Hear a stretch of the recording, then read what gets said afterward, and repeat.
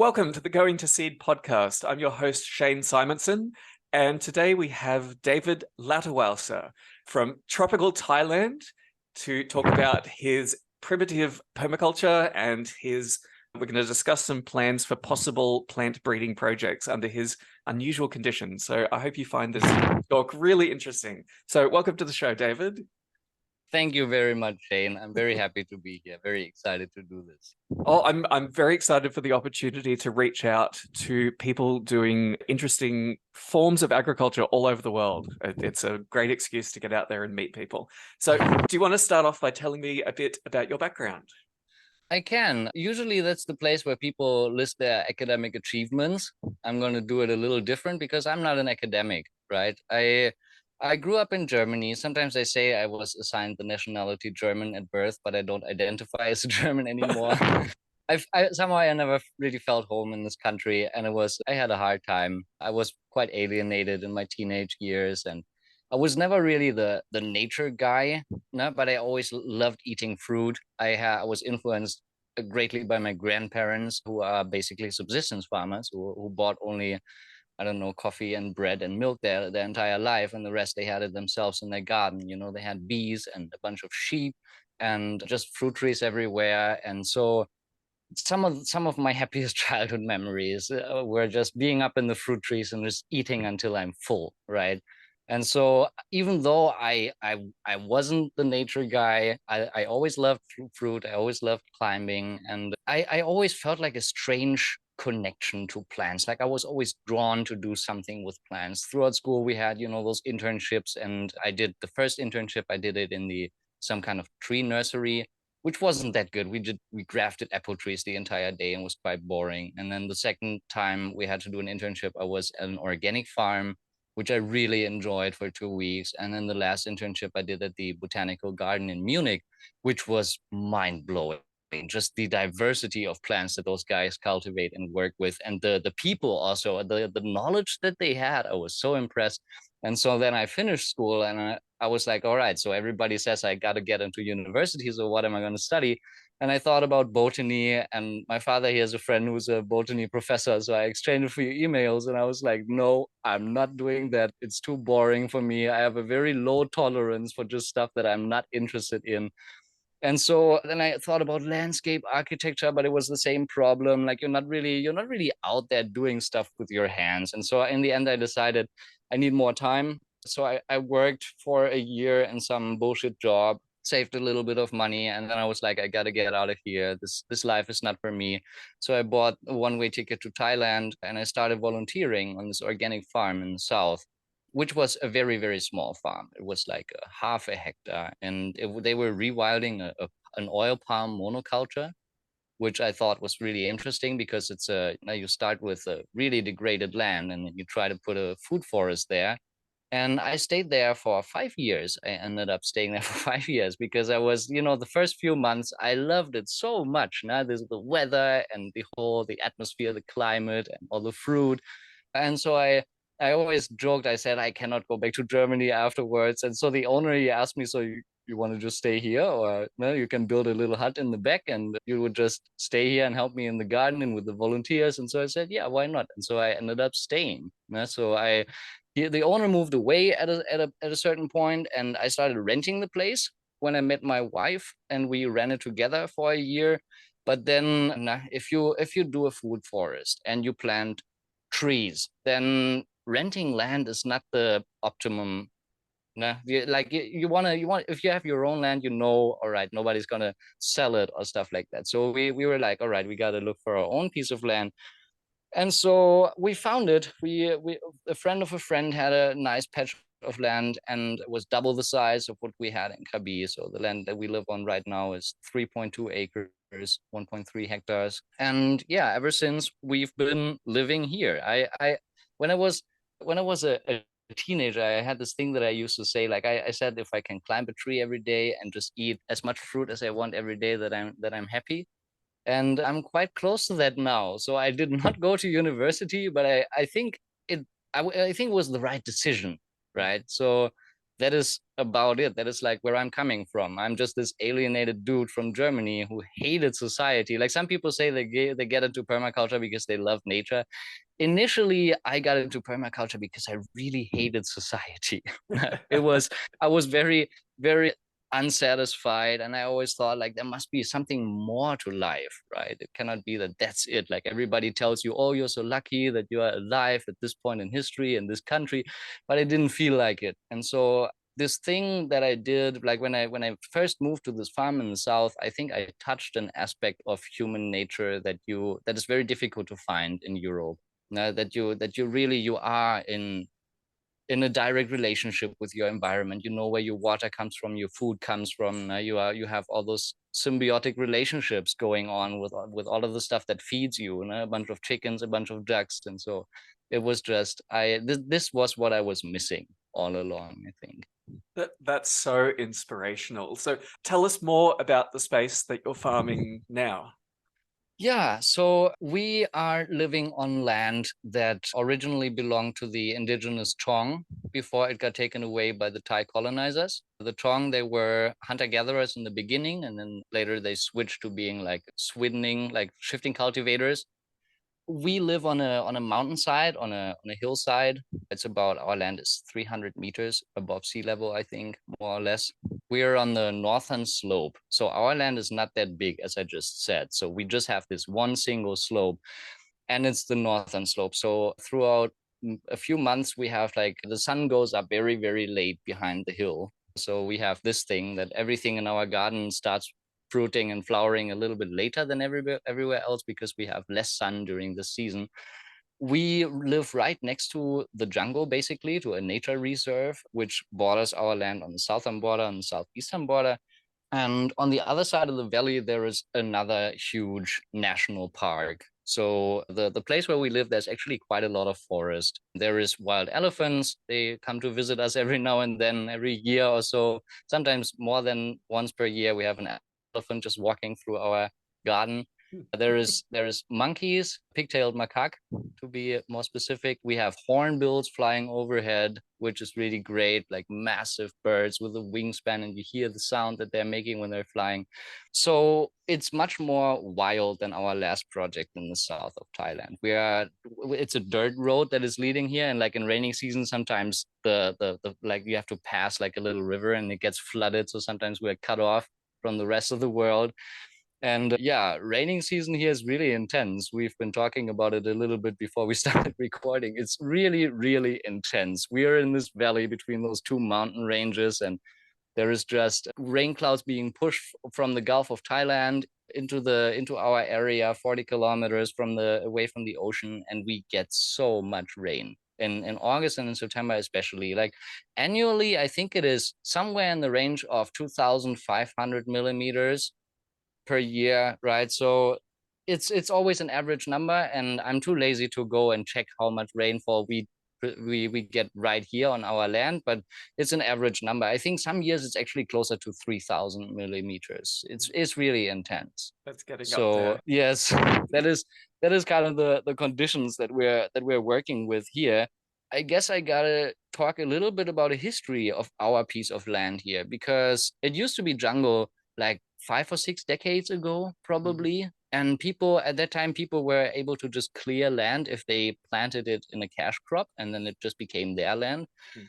And so that was probably, yeah, the worst thing that could happen to this piece of land, because they cut the jungle, they burned it, and then they tilled the soil to plant rice Oh. on a steep mountainside. So just as a little explanation, the bottom of our land is it is steep, but not very steep. And then once you get to the middle, it's like taking stairs. It's Mm. that steep. And Mm. so on the very top, it like levels off again.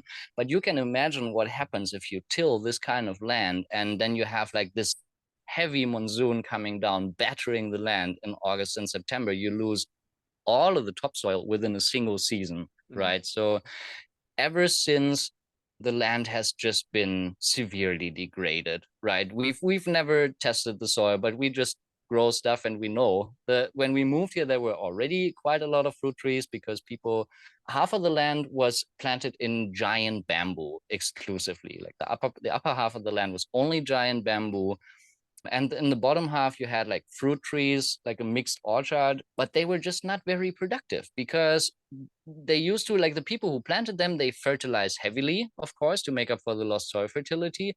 And then this guy from Switzerland bought the land and he didn't do anything with it for 20 years, which was good, right? Because the land had time to detoxify, but the fruit trees just weren't very productive. Now, there were massive fruit trees where he said, when he was showing us around the first time, he said, this fruit tree, I never gave any fruit, and this one here as well, I don't know what's happening. And so we have trees, yes, but we are working with really, really, really degraded soil. So things that usually grow like weeds everywhere, like the lucina and neem and moringa, which grow so easily everywhere, the Jamaican cherry, they just don't grow here. We just start having like small trees that start producing some fruit, but in the beginning it was so difficult. I have a theory. So Yeah. one of the consequences of adding chemical phosphorus fertilizer to soil is that when it hits the soil, it precipitates trace elements. Yeah. So that would be a possibility if they really heavily fertilized that rice crop and then kept adding it to the fruit trees. They might have actually been locking up some limiting trace element. Yes, and this is exactly what I suspect as well. Yes, I suspect that there is some kind of micronutrient deficiency going on our land. And as I said, no, we didn't test the soil and we don't really want to. It's expensive and it's not that easy here in Thailand. And you have to sample in a lot of different places, not just this one sample. And so we try to do it without, also because we have this primitive approach where we want to use as little technology as possible. And I mean, you see some of the things, you can see it, right? On one side, we have all of those ferns growing and they indicate that the soil is more acidic. The soil is, I have to say that right quick, the soil is very acidic here. So especially like with regular vegetables, I call them, they are very, very difficult to grow. It's getting easier because we work with the soil a lot. We got like oyster shells like from the ocean, and we crushed them up in a mortar and we added that to the vegetable beds to kind of try to balance the pH a little bit. We even bought some dolomite, some rock dust, but it doesn't change that much, right? Because you have to add so much of that stuff to make a difference. And if you add too much, then it becomes like really sticky, because the soil that we have we're in the tropics, it's red clay. Right. So we lost all of the topsoil 50 years ago. And now we have like a soil. If you look at our soil horizon, it's like maybe 10, 15 centimeters that is brownish, but underneath it is just red clay, not the standard soil in the tropics. Have you tried using the bamboo to produce biochar for charcoal? That's exactly what we're doing. Exactly what we're doing. We use bamboo all the time. So when we moved here, we were like, all right, this is a little bit too much bamboo. So we took out half of it. So now we still have plenty of giant bamboo, which we use all the time. It's such a useful and versatile subject material. And so we do, like when we have leftover bamboo or when there's just still, we have to maintain the bamboo. If it gets too crowded, the clumps, then it's very difficult to harvest bamboo. So the dry ones, we keep them aside. We do the open pit burning method of making charcoal, which a lot of people are not going to agree with and be like, it's so wasteful, but we don't care because we have so much bamboo. It grows so fast and it's the easiest, and you don't need any expertise for that. You just throw stuff in the hole and burn it, and then you cover it with soil, and then you get the charcoal that you get is already really fine. So if you pound it one time in a mortar, you get this amazing powder. And we've been doing it since year one, because this is one of the main things that we try to increase soil carbon content. We also use this powder in our compost toilet, which is also a huge benefit to the soil. That every now and then we use the compost from our compost toilet. Apart from that, we did buy cow manure every now and then. It's always if we have money left over, then we're like, all right, let's buy a few bags, because now we do this worm fertilizer thing where we have the vermicompost with the red wrigglers. But it's difficult here because it's so humid. Like we're in the clouds for many months. And so if it's humid enough, then it just doesn't dry and you cannot like sieve out the worms, and it just stays sticky and wet. for most of the year, and so we can only do that in dry season. So we rely a little bit more on just human manure and basically just simple composting for trying to make up for this loss of micronutrients that is somehow present in this land. Just again, while I think of it, does anyone in your area use ice cream bean? The Inga? Ice cream bean, you mean pakai? Nobody knows this plant in this area. People are quite conservative when it comes to cultivating fruits. If they don't know it, they don't really want to plant it. Maybe not. It's the area where we live. It is mostly durian, mostly one cultivar of durian, and this one only. Like, people are really totalitarian about their durian plantation. We have one single tree, pakai, the ice cream pot, the ice cream bean. I don't even remember where we got the seeds from. I think a friend just gave us a small tree. But it grows quite well. We only have this one tree, but I'm surprised. It does very well in the soil. And I saw that in South America, it's kind of like a pioneer species. So it grows. Once it starts, it really spreads as well. And it fixes nitrogen. So I'm just waiting for the first fruit to set so that I can plant more of this stuff.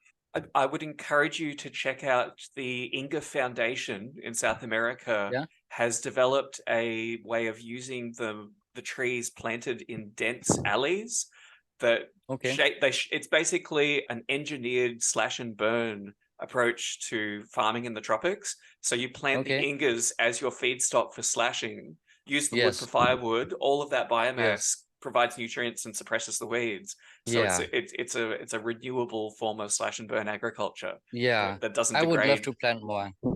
So I would encourage to think about that species as not just a fruiting species, but as a biomass and a fertility species. That sounds really interesting. I gotta check if I can get my hands on some more seeds or young trees, because I'm not sure. They take a few years until they start fruiting, right? Ours is like 3 years, and it's quite large already, but no flowers, no fruit so far. What we use for biomass, or what we kind of focus on, because it grows very easily, and because if you think about like just the basic calculation, carbon tons per hectare, it's a kind of Acacia mangium. Yes, I know that. From Australia, I think. I don't want to say invasive, I don't like the word, but it grows wild, this stuff here. If you have one tree, the seeds are very tiny and they scatter everywhere. But this tree grows very fast. And this is like the main species that we have in mind right now for just chop and drop biomass, just getting carbon onto the soil and into the soil, and also as a firewood species, right? It grows really, really well, this tree. And apart from that, one thing that I forgot to say about like the inputs that we put in, like what we use for our land to increase the fertility, we have a tiny little pond in the valley right besides our land. And so it's not a natural pond. Like, some people dug it with an excavator some years ago, or probably like 20, 30 years ago. But the thing is that during like a heavy rain shower, all of the topsoil and the leaves and twigs and stuff that is laying around on the ground in the jungle just gets washed down in this valley, and it ends up in our pond. So what we do in dry season is, Bill Mollison, he called it the Chinese peasant approach to permaculture, that we just get into the pond and we just get buckets full of this mud out, and we just dump it around the base of our fruit trees on the downhill slope to create this kind of terrace over time that you have now it slows down the rainwater. And so this stuff, I think it for us it works wonders. Now we have a lot of the trees where the last owner was like, they never fruited before. We put a bunch of those, we put a few buckets, like 10-20 buckets of mud, and the next year they start fruiting. So it does work. And so we have this as kind of the joker in terms of soil fertility, that it's just the only limitation is our physical endurance, right? Because it's exhausting. You have 2 heavy buckets and you have to climb up the side of it's quite steep, the land. I was about to say that carrying silt back uphill by hand is the best exercise to motivate people to stop erosion.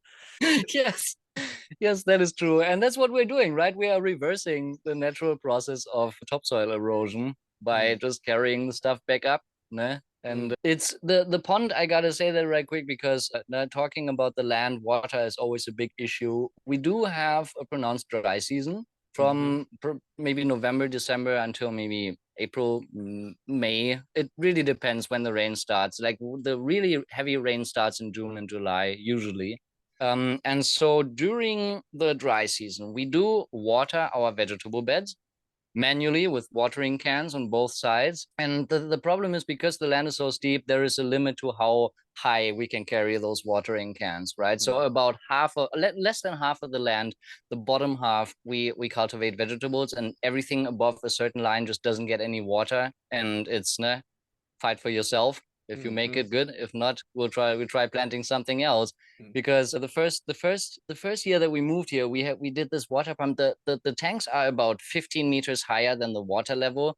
And we just bought one of those old piston pumps, and we connected it just to a wooden handle, and we were like turning the wheel with our arms and trying to get enough water, which was really exhausting, but it worked because we just don't water that much. Now, our vegetables, we water them every second day, every third day, depending.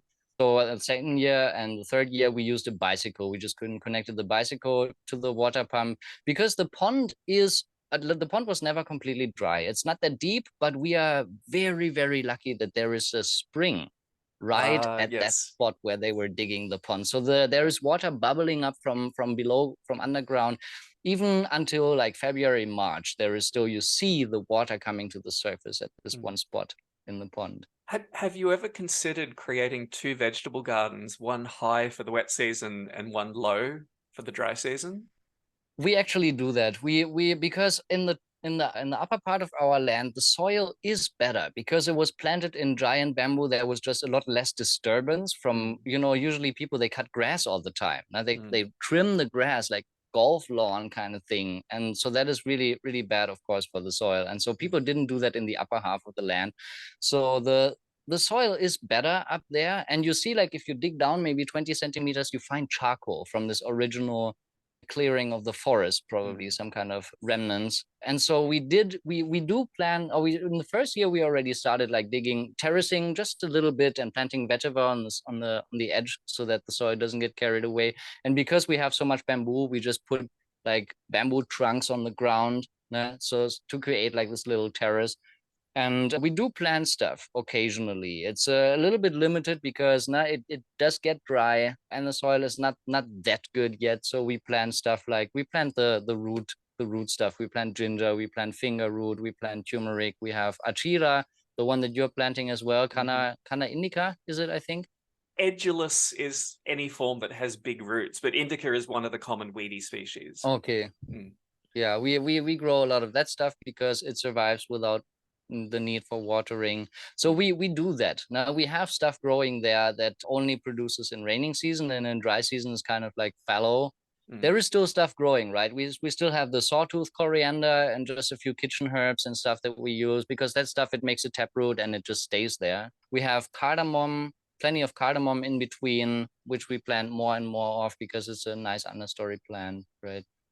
So we do that a little bit, but we focus mostly because it's also, we are only two people and it is a lot of work, especially the first few years. We work very hard. And so we focus first on the area around the house where we have water available at all times. And then we move every year. We make we say this area, this year we're going to work on it and we're going to make the soil better. But it takes a while. Yeah. So might be good to shift gears and talk about what your priorities and your philosophy in managing your land are.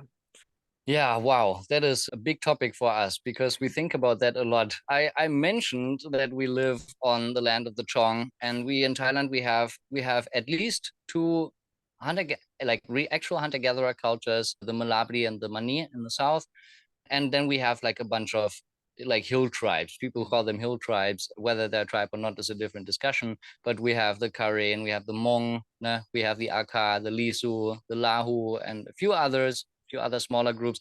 And so they do swinning. They do this kind of it. I'm not sure if I would call it agriculture. It's more of a horticultural thing because it used to be in the past, right?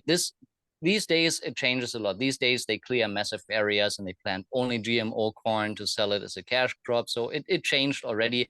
But we have this traditional way of producing food, of growing crops that works quite well, surprisingly well. Like a lot of people, especially in the West, they have this idea of slash and burn. It's like this horrible thing where you just cut down the forest and burn it, and it's very wasteful. If you look at how it actually works, like traditionally, and how fertile the land is, and how diverse the jungle, the levels of biodiversity, it cannot be that bad. Nah? They get around the acidic soil problem by doing burning, because you have the ashes, and the ashes like balance the pH in the first few years. Yeah. I get the impression that slash and burn agriculture, the negative impacts come when the scale of it is too large and the timing, exactly. it comes back too quickly. But when it's done properly, it actually increases the health and the diversity of the rainforest. Yeah. It works very well if you have a low population density and a lot of forest, right? James C. Scott, who wrote this amazing book on hill cultures in Southeast Asia, The Art of Not Being Governed, he said that it's about 20 to 30 people per square kilometer. It's like a good number to do shifting cultivation without destroying the environment, without actively degrading it. And so they work with ecological succession. And we try to do the same thing. We look at species in terms of what is their ecological niche? What do they like? Are they an early successional species? And then we cannot just clear large areas because we don't have that much land. So we do it like in patches. We say, all right, this tree here is a wild jungle tree. We just chop it down for biomass. And so we create this hole in the canopy and we mulch with the branches. And so we work with ecological succession, just not as extreme. But those cultures, the Swedeners, they are a major inspiration for us, because also the first year that they clear the land and they plant their rice, it's all like, it looks like grasslands, right? The earliest successional species is rice. And then the second year, the composition already changes and they grow a bunch of other vegetables and roots and tubers and things like that. And there's shrubs growing. And after a few years, you have all kinds of fruit trees suddenly emerging. Now, first of all, there's the fruit trees that they left standing when they cleared the land initially, so to be kind of the canopy of the future. And then they also just eat fruit and throw away stuff. And then they transfer seeds and cuttings from their old Swidens. And so the diversity that they are working with, we were heavily influenced by this, by just 2 chapters of the book Managing the Wild by Charles Peters. He's a professor of tropical ecology at Yale, and he wrote this book about his experiences. And so he said he was among the Kenya people in Malaysia, and they have in their forest gardens a species density of 125 tree species per hectare. And he said he visited this place, and he called them the most gifted foresters that he's ever seen in his life, because he visited this old man and they were walking through the forest, and the old man wanted to show his garden. So he asked the old man, like, when do we arrive at the garden? And the old man says, well, we've been walking through it for the past hour. And the guy was like, wow.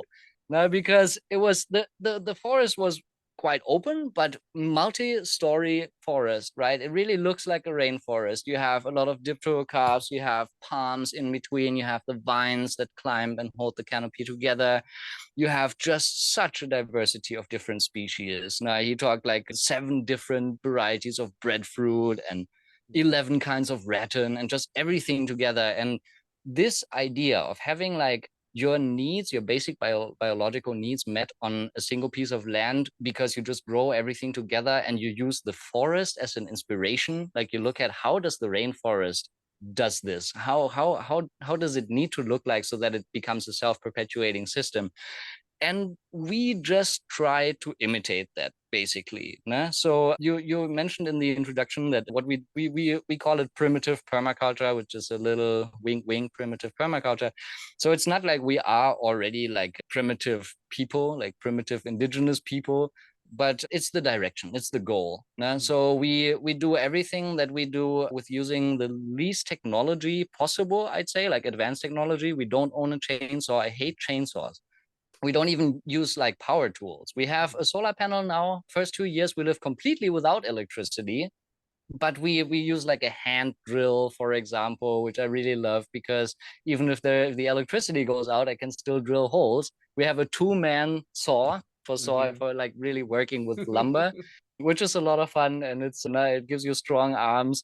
So we try to do it as primitive as possible, right? And we try to implement basically the same ideology, is that the right word? The same like indigenous land management strategies, right? They just have a certain set of, I don't want to call it rules, but like suggestions on how you gotta do it. Like working together with nature, the typical permaculture thing. You don't try to force your will upon nature, but you say, what does nature want to do? And we just help along with the process. You try to create habitat at the same time. It's not like I want this crop, so I'm going to plant it. But it's like, all right, so what is the other? What about the other animals? What do the squirrels like? I want to eat squirrels because I'm animal husbandry is a little bit limited if you live on a small land on a mountainside, but we want to eat meat. So what do we plant so that the squirrels like it here? What kind of trees do they build their nests in, for example? Then we are, of course, we are trying to decenter humans, as I've said before. Like the anthropocentrism is the one of the worst things that ever happened to us humans. This idea that we are just like the rulers and the masters, and we can do whatever we want. And also, which is, I guess, permaculture and also indigenous horticulture, that you design for perpetuity. You think 7 generations down the road, right? And so at least, so you think about, so how is this going to affect the future? How is it going to look like in the future? What are the effects going to be? And so, yeah, that is basically, to be very brief, what we're doing, like the basics of what we call primitive permaculture. It's just we just do indigenous horticulture, but for people who are not actually indigenous. Do you have much opportunity to interact with the hill tribes in your area? Sadly not, because we are in the southeast and all of the hill tribes are up north. And the indigenous people here, the Chong, they've been forcibly assimilated. They don't live in the forest anymore. They do a lot of wage labor. They spray the pesticides in the gardens of other people. It's a very sad story. They've underwent cultural collapse like many of the Native American societies did, and there is very few people that even speak the language anymore. It's heartbreaking. We try to, like, we drove around and like asked people and try to figure out and get as much information as possible. But most of the information that we have on their original way of life comes from the, I don't know, the 17th century. Like some bishop from France came here and he wrote down some stuff, and you can believe half of it and the other half just sounds a little weird. But so for us in our situation, it's a little more difficult because we don't have the people right here who live. They are still around, and they lived here for I don't know how many thousands or tens of thousands of years. But sadly, all of this knowledge for this location here is gone. So we have to try to figure out how to adapt the stuff from the north. They have a very different climate, right? They can easily grow garlic and stuff like that really needs cold weather. And we try to like we try to redevelop this kind of technique for our piece of land. Yeah. In some ways, with the chaos emerging in the climate, even if you do have a really ancient traditional system in your area, it needs to be flexible enough to adapt to how things are changing in the future. So definitely. I think the principles of landrace gardening are useful in every circumstance with what's unfolding around us. Exactly. And so the most resilient ecosystem, we had this really strong El Nino in 2016 when we were still living in the south, and it was like the river dried up and our pond was completely dry. We had to get out all of the fish, and fruit trees in the village just died in droves. And when we walked through the forest, we didn't see a single dead tree. So we were like, wow, there's got to be something here, right? Nobody waters, nobody sprays chemicals or fertilizers, but it's like the system is still there. It's probably not very productive in this year, but it still survives. And so we are like, all right, so we got to do the same thing, right? We got to put not only one single level of trees, but we got to put 3, 4 different levels. We got to use even the, like under the trees where there's no sunlight, we got to put the ginger family stuff that doesn't really, or the salak palms that doesn't really like direct sunlight, and we got to put some vines in between. And so we want to create something that some of the visitors somewhere in the future walks through and he's like, so where's your garden, by the way? And we're like, yeah, we've been walking through it. So we had, before this interview, we've been bouncing back and forth ideas about potential crops, because at the moment you're not doing any selective breeding. You're mostly in the early trialing stages. But we talked about a few different potential crops that have potential for improvement. And one of Yes. those is the Artocarpus genus. So do you want to Yes. tell us a bit more? Because it's a really large and diverse genus with lots of useful species. Yes. So Artocarpus is one of the most amazing genera. What is the right word? Genera, yes. Genera. Yeah. Yes. It's so versatile. There's so many different species. We have all in all, we have 8 different Artocarpus growing on our land, right? It's the very famous ones are the breadfruit, right? Mhm. We have that one. We have the bread nut, which is like the wild ancestor of the breadfruit, which still has larger seeds. We have the jackfruit, another biggest, I think it's the biggest fruit in the world, right? It It can is. get It really is. heavy, like 30, 40 kilos or something like that. Hmm. We have the slightly smaller cousin from Malaysia, the Artocarpus integer, is the jambada, which Mm. looks like a jackfruit, but it's the flesh is really, really soft and really juicy. Mm. So we have the thing why it's interesting is because we already have one hybrid growing here, which is in Thai they call it kanun piak, which means the wet jackfruit, and it Mm. looks like a jackfruit, but the flesh is more like jambada. The Mm. flesh is really, really juicy and really soft, and the taste is just incredible, like lemonade. Really, absolutely incredible. And apart from that, we also have marang. If some of the listeners probably nobody really knows this stuff. It's a jungle fruit from Malaysia, Indonesia. It looks like a tiny little jackfruit. The seeds, the flesh is much, much smaller. It's white and it's very, very sweet. And the thing is, those Artocarpus, you have male and female flowers on the same tree. I don't know how to pronounce this word, monoecious or something like that. Yeah, yeah, yeah, yeah. I'm really bad with pronouncing stuff. I read words and I have no idea how to pronounce them. No, you got that right. It's a very, very diverse genus, Mm. Artocarpus. You have, I think, over the tropics, you have over 100 species, Yes. right? Yeah, yeah. And so the pollination works mainly, as far as we can concern, it's probably wind pollinated as so many of those plants, but there is Hmm. also always stingless bees on the flowers. So Yeah. I guess that the stingless bees, they play a big role. Other bees don't touch the flowers so much. I see some ants on there sometimes, but I think it's mostly wind and those stingless bees. And the pollination process is fairly straightforward, right? Yeah. You Yeah. take a male flower, they're very easy to pick out. Like the male flowers come first, they're a little bit smaller, and you just take them and you hit the female flowers with the male flower a Yeah. little It bit. couldn't be easier. It couldn't be easier. Exactly. And so there is a lot of opportunity, I think, because it's a fruit like jackfruit and jambada and marang and all those, they people just eat them as a fruit, but you also have the seeds. Some people call the seeds of the jackfruit, they call them jackfruit nuts, because if Yes. you boil them, they are full of carbohydrates. They taste really, really delicious, like a potato, in the direction of potato. Mm. But the seeds of jambada, of this Malaysian kind of Artocarpus, they are even more delicious. They taste like Ah. chestnut, and Oh, they wow. are part. This is part of one of our mixed. Like we cannot grow rice as a staple, right? So we have to rely on tubers, yams, and all that stuff. And so of course, also on tree crops. And Mm. so Artocarpus, especially Jambada, and especially the breadfruit in the future, and the bread nut, and the now the we wanna eat that stuff in replace rice with it, Mm. basically. So it would Yes. be interesting to figure out like some of the jackfruit trees, because we plant a lot of jackfruit just from seed, which Mm. everybody advises us against. And no, if you want a good tree, you got to get the grafted varieties. But we're like, yeah, but maybe we're lucky or maybe we are unlucky, right? And if we are unlucky and the fruit is like really disgusting, which happens sometimes, Mm. then we can still use the immature fruit, and we Mm. peel it and we boil it and we make food with it, so it's still edible, right? Yes. Yeah. And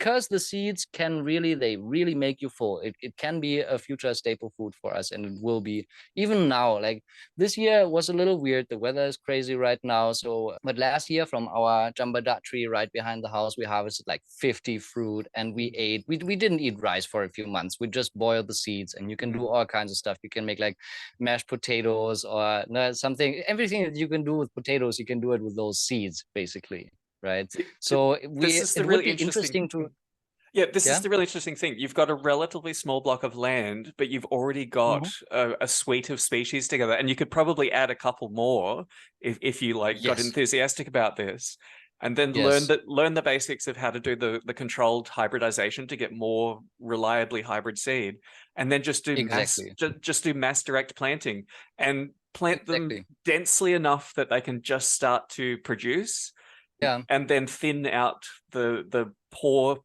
performing or Yes. low quality plants to let the other ones to have a go. Yes. And just doing that, you will become a world expert in Artocarpus breeding and potentially Yes. produce a whole new type of crop. Yeah, it might be possible, right? Because I think there's even natural hybrids of jambada and jackfruit, of Artocarpus heterophyllus and Artocarpus integer are the Latin names for anybody who's interested in that. And so I'm not sure if I'm supposed to say this, but I think no Thai official is going to listen to it. But we live right next to this forest, that's nature reserve, and it's really degraded in the area right around our land because there was a forest fire 20 years ago. So it's mostly like running bamboo.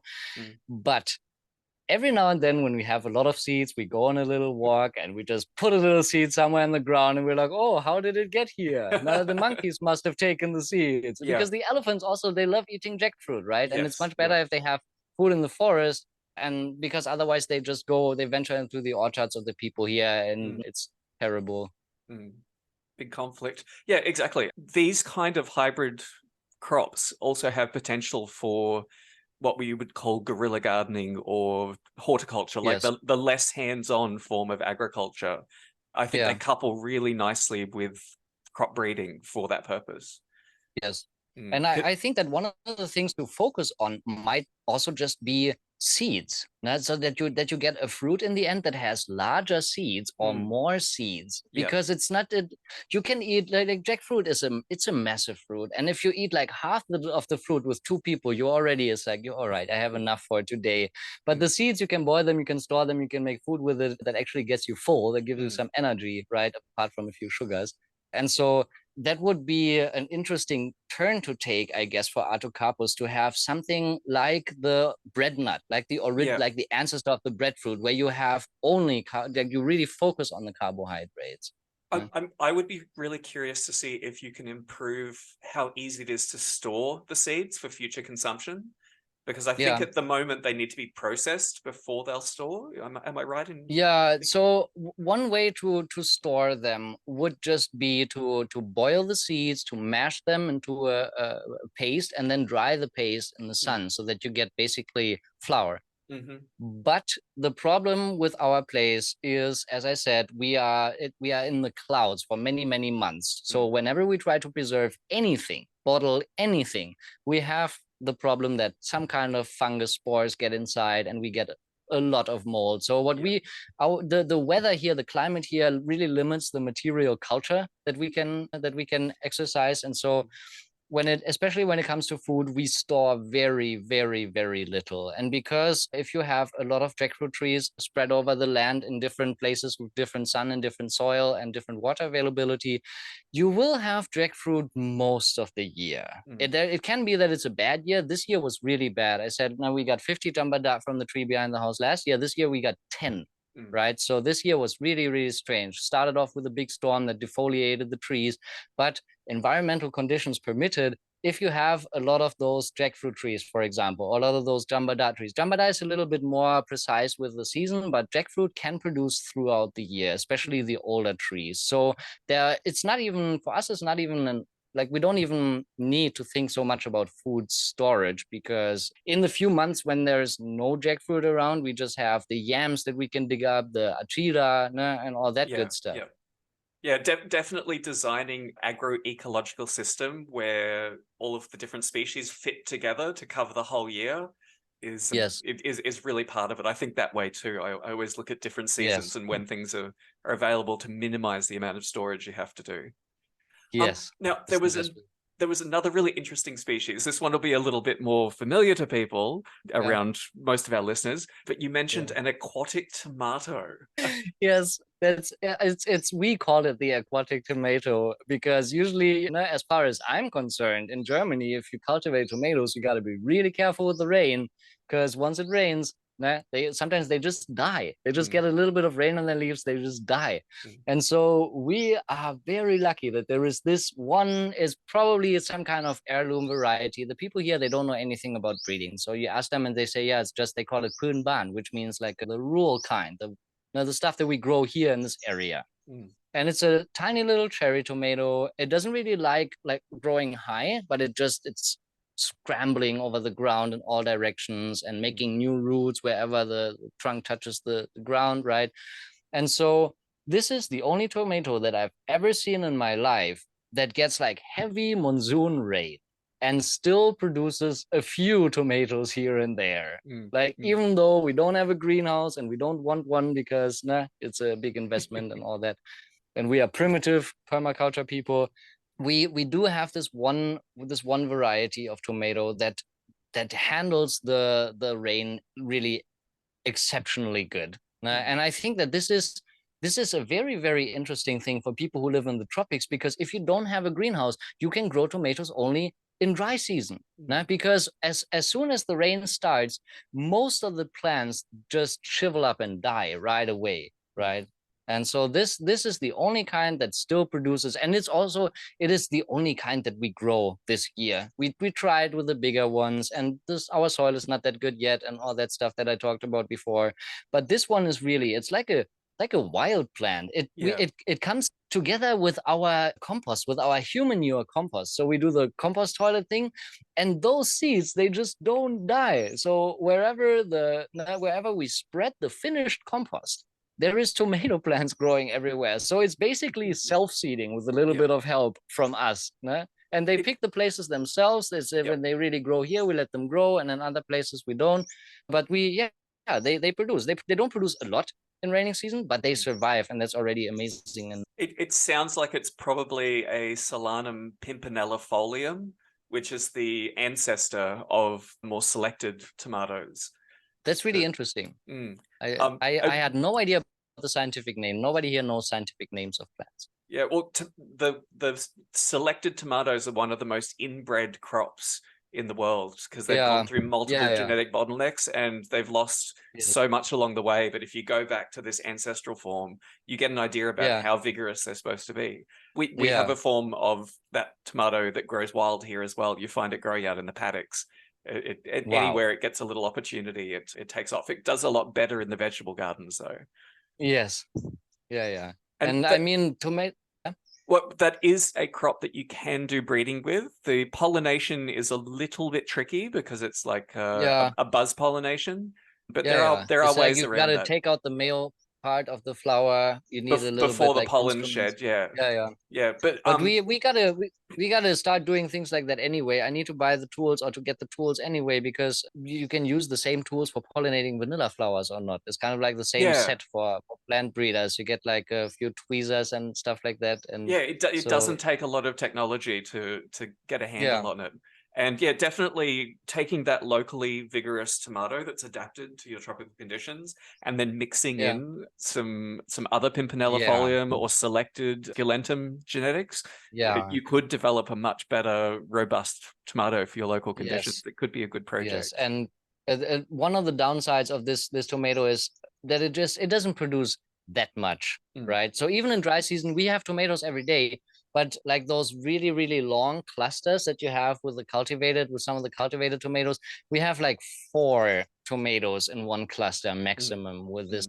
And it doesn't seem to produce more, no matter how good the soil is, right? So that would be to make them just a tiny bit more productive, and see if we can get like this sweet spot in the middle of having a really resilient plant that also produces a little more tomatoes. And if they would be a little bit bigger, that would be all right as well. The taste is incredible, by the way. Taste is amazing. And you mentioned there was one final niche in your system that you miss. Maybe this is the German in you missing cabbage.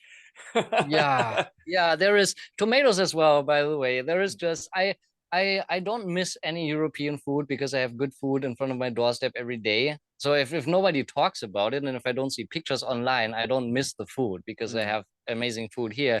But so one thing that I would like to have is just some species of brassica, and I would even be fine with like a mustard greens or things like that. But so far the problem has been, as with tomatoes, as with all the other like regular vegetables that we try to grow here, is that the conditions are just not right. If we would live in the north, where we have a long cold season and the soils are very fertile, it would work. But here it doesn't. And usually we just accept that. Usually we're like, all right, so the land doesn't want us to eat this thing right now, so we just don't eat it. We just look for something else, right? But it would be nice to like experiment a little bit, because tomatoes are something that I really miss if I don't have tomatoes, it's I would always love to eat tomatoes. And it's the same with brassica. Now with all kinds of different species. In Germany we have kohlrabi. I'm Oh, not sure yes, if other people know that, and it's Yep. it's incredible. But that stuff you cannot grow it here. So I would even be fine with like mustard greens, something like that. We had seeds of this kind of, they call it the hill tribe mustard, which comes from the people who cultivated on the mountains in the north. And we tried it last year, but last year was La Nina, right? Really, really strong. So we had just tons of rain. We did not have a dry season last year. And the cold season was also not that long. It's usually like 1 or 2 months here, but it was shorter than that because we had the cloud cover all the time, right? So it wasn't that cold.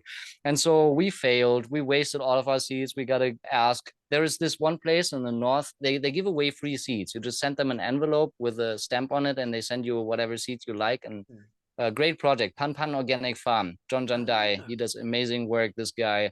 And so he was the person from his project. We got those seeds, and we gotta get those seeds again for next year, because next year is probably gonna be a bit more dry. So we'll try again. So sometimes it takes a couple of years trying a species as you go through extremes before you get lucky, and just getting that first generation where you can even just multiplying the amount of seeds you have to play with. Often failing on the first attempt doesn't necessarily mean that it's worth giving up. I usually have to kill something like 3 times before I'm like, okay, take the hint. I would strongly recommend trying Ethiopian kale as well, because it comes from the high altitude tropics in Africa. Yes. And I'll see if I can get some seeds of that to you from my varieties. I would be so happy to get some seeds. I'll give it a try. One other thing you could potentially think about there. So in the lowland parts of Africa, so Brassicaceae has a sister family, the Cleomaceae, the spider flowers. And there's one of those that's grown as a leaf vegetable in like East Africa. It's Cleome gynandra is the species that they grow in Africa. But it's actually a fairly large genus. There's like 20, 30 species, and I'm pretty sure they're mostly interfertile. So this is a crop that it's on my maybe list of getting around to, of taking that vegetable form of Cleome, the spider flower, and crossing it with some of the other species to see if I can create something new. And that might be something that would be a fun project to try under your conditions too. Yes, definitely, because it must be possible, right? There must be some way. Right. So I've never heard of this before. You gotta send me the legend name one more time after we finish this conversation. Absolutely, because I know my memory. But I'm gonna check it out. What we do right now, just as a little like detour, but we have this plant. I forgot to look up the Latin name beforehand. It's called, we call it fireweed. It's called Thai, and it grows in disturbed soil, and it kind of like goes in that direction. It's the stems are crunchy. You can eat the leaves, you can eat the stems, you can eat the young flower pods. The flowers it's a little bit like dandelion, like the flower opens up and then the seed flies away. Yes. Reddish flowers. And this is one of the vegetables that we eat very often, because we just mix the soil in a vegetable bed and this stuff starts popping up first thing. And you can make kimchi with it. It's a vegetable where people don't think of it as a vegetable. Most people in the village, they don't know that you can eat this plant, and we're like, what? We eat it every day, man. So now sometimes there are species that can be used as a vegetable that are very, very good, very nutritious, very hardy, but people just don't know that you can eat it. So there's probably potential for all kinds of leafy greens to have like wild ancestors or wild species. Well, a lot of crops started out as weeds in amongst other crops. Exactly. Yes, brassica was also the original wild mustard. It just grows everywhere, right? It's just a wild plant. Right? A really interesting anecdote I learned recently is when wheat and barley were domesticated in the Middle East, oats was a weedy crop that like lived in that disturbed ecosystem, but it was like, get rid of it, it's horrible, we don't like it. As agriculture spread into Europe and it eventually got up against cold and wet climates where wheat is marginal, barley hates it, like you can't grow barley in like Scotland, that's when oat, which was this weed that had hitchhiked along with the crops, suddenly it became the only thing that people had to grow, and it became a major crop in climates where other things just couldn't keep up. That is so cool. I did not even know that. really, really cool. Yes. So yeah, always be on the lookout for species that enjoy your company, and maybe Exactly. look for opportunities to become friends rather than Yes. enemies. Yes, yes. Mm. Whatever is edible, we try eating it. And if it doesn't taste good, we try again, but we prepare it in a different way, right? Mm, A lot mm. of the stuff that we eat, the people in the village, they are horrified by, like, you can eat that stuff? Nah. Their ancestors ate it, but people these days, nah, it's a different standard of living. So a Mm. lot of the knowledge about a lot of the bush foods, a lot of the wild stuff, people don't eat it so much anymore. And they have people these days have a very low tolerance for the bitter taste, Mm. which is kind of cool about Thailand because there is still like people here, they still eat plenty of bitter food. There is still a lot of vegetables, a lot of like the bitter gourd, for example, which Yes. is Yeah. really bitter. Yeah. But people don't have this, like in Europe, people would say, don't eat it, it's poisonous. Nah? Mm. But it doesn't have to be poisonous. It's not always poisonous. Sometimes it's just really healthy, the bitter Mm. stuff, right? I, And so I, working like if you have a tolerance for bitter stuff, then it always there's a lot more possibilities now that mm. open up. So bonus round questions, we can round things off. If you Yes. could wave a magic wand and transform any species of plant, like space and time are no limits, what would you want to Wow. create?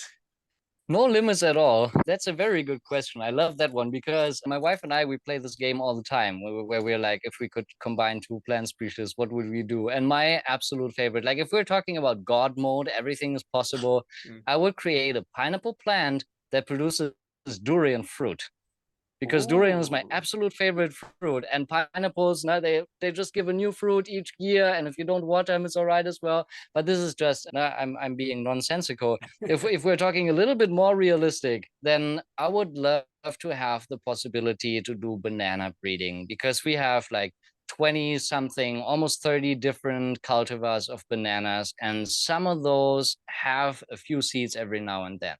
So we have a bunch of bananas that have like really ancient genetics from the original Musa acuminata. And so I would like if I could work wonders, I would love to create a new banana variety because we love bananas. It's one of the other staple foods that we eat all the time, whether it's ripe or unripe. So that would be nice to have to experiment, to have the ability to experiment with that a little bit. I'm surprised nobody's thought to breed bananas as a stem crop, because I know the heart of banana is edible. And I Yeah. think in Thai culture, it's often added as a minor Oh yes. vegetable. We eat it all the time. There is usually the bananas here from Southeast Asia is all Musa, right? If it's not Acuminata, then it's by Bassini. And in Africa, they call it a false banana, which is such a bad word. Like who says what is the right banana, what's the wrong banana? Nah? It's Sente and Sente glaucum. Mm-hmm. And those bananas don't produce suckers, but you gotta replant the seeds. And the seeds are like really big, like I don't know what to compare it to, like longan seeds. I'm not sure if people know the longan fruit, but really, really large seeds. And so this banana, you can the trunk is massive and people use it a lot for like pig fodder, like to feed it to the pigs. But also you can just eat the trunk as with other banana species. And so you already like they are massive. So we never tried it because we grow it as an ornamental. The flower is really pretty. But there is that like from the Encente, there's also many different species of Encente. There might be some species that are already like in that direction, like produce a massive trunk that tastes good because sometimes it's a little bitter or astringent, right? Yeah, again, there's so many of these projects just laying around waiting for the right person to Yes, dedicate, 5 to 10 years of their life and create something new. yes, So exactly. next question, what is your vision for the future of food in your community? That's another thing. I could go on for hours and hours, right? We live in this area where it is industrial monocultures. Yes, there is trees, but it's just one single kind, and they have such massive problems with fungal infections. Phytophthora is killing a lot of durian trees, and it's resistant to fungicides, and people don't know that, so they just spray more fungicides. And so it's really in this area here or in tropical areas in general where people grow fruit, the amount of chemicals that people spray, it is so horrible. It is so heartbreaking to see like to feel the ecological imbalances that are being caused by just this massive application of just carpet bombing the entire area with pesticides. So what I would love to see in this community is sooner or later, there's got to be some kind of economic disruption that just causes fertilizer prices to spike and pesticides become unavailable and things like that. So people are forced to do agroecology, to say, all right, we did this thing where we do everything like the Western engineers wanted to do. Now they do this thing, they terrace the mountains with excavators and bury all the topsoil, and then they keep the trees alive because of those inputs, right? Mm. And so to reverse this process, to say, all right, but the people in the past, they were able to harvest fruit without all that. So how can we do that? How can we go back to that? Like in Europe, they do this renaturalization of the landscape. I would like to see the renaturalization of the foodscape here, because it would not be difficult. We have the rain. Now, even in dry years, we still get the rain. So we have pretty good conditions. We can grow all that stuff. We are like the little seed bank here. Like we already give away stuff to people from the village, because we give them fruit and they're like, oh, that tastes really good. I never tried that before. Can I plant it? We're like, yeah, here's some seeds, or yeah, here's a little plant. And because people have a lot of land, the conditions would be perfect to create one massive giant food jungle. Now it's just the profit incentive has to disappear, and that is, it doesn't happen by convincing people. We cannot just go there and preach, because it's not our thing to do, and it won't work. So my hope, my vision for the future is that some disturbance in the system creates this opportunity that people say, all right, so let's try without chemicals and all that stuff. And they need living examples and sources of appropriate genetics and species for that to be possible. Exactly. Yeah. Yes. Yeah, we're definitely on the same page with that approach to things. Yeah, and it's also that the people here in this area, it's 30 years ago that the entire valley was covered in lychee plantations, and lychee needs quite cold weather to start flowering. They need a really pronounced cold season. And so about the turn of the millennium, that just stopped happening. Like the short season just got shorter and less cold. And so lychee, no matter how much they spray hormones as well, and they have like all their fertilizers, but no matter what they tried, they didn't fruit reliably. So they cut them all down, the entire valley, and they started planting durian. So people in this area, they have been experiencing climate change for a lot longer than most other people that I know, and definitely most people in the West. They've been feeling it for decades already, right? And so I guess that there must be a way to, like, all right, so to take past experience and to just project it in the future and be like, look, what if in 20 years we cannot just plant durian montong monocultures anymore? So what do we do instead, right? How do we adapt? Yeah. The idea the of awareness is there. Having 100 species of trees per acre, per hectare, means that if the climate changes year to year, or if it changes decade to decade, you have that resilience. There's always something that's going to be producing.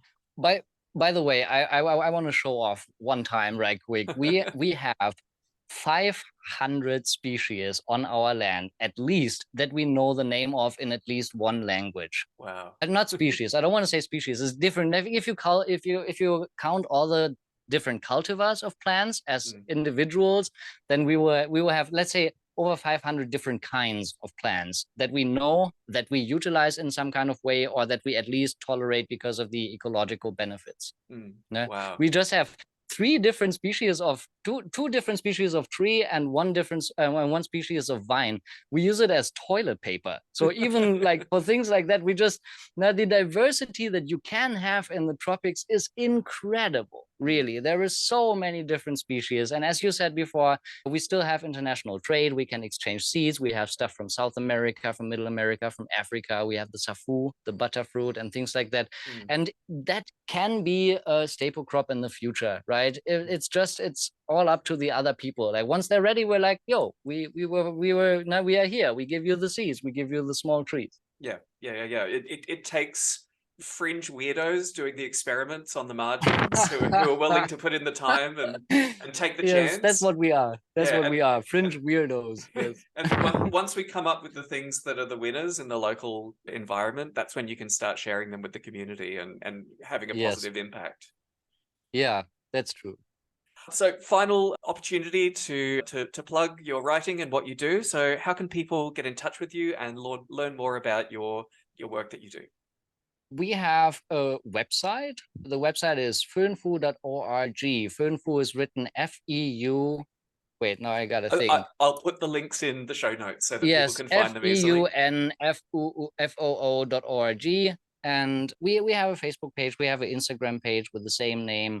We're not that active on social media. If there's something, we have the email address on our website if anybody is interested in getting in touch. But apart from that, I do write like essays and stuff occasionally on Substack. My Substack is animistramblings.substack.com. That's about it. Excellent. I'll put all of those links in the show notes so people can track you down if they want to follow up and find out more about what you do. Nice. And thank you so much for taking the time to talk with me. I found this really inspirational. Thank you for the opportunity. It's a lot of fun to just talk about gardening, right? When you meet gardeners, there's always stuff to talk about. Absolutely. Yes, it was a pleasure. I had so much fun. Thanks a lot, man. Okay. Alrighty. Well, maybe we'll check in again in a year or two's time and see how you're going. That will be interesting. Okay. All right. Bye. All right. See you.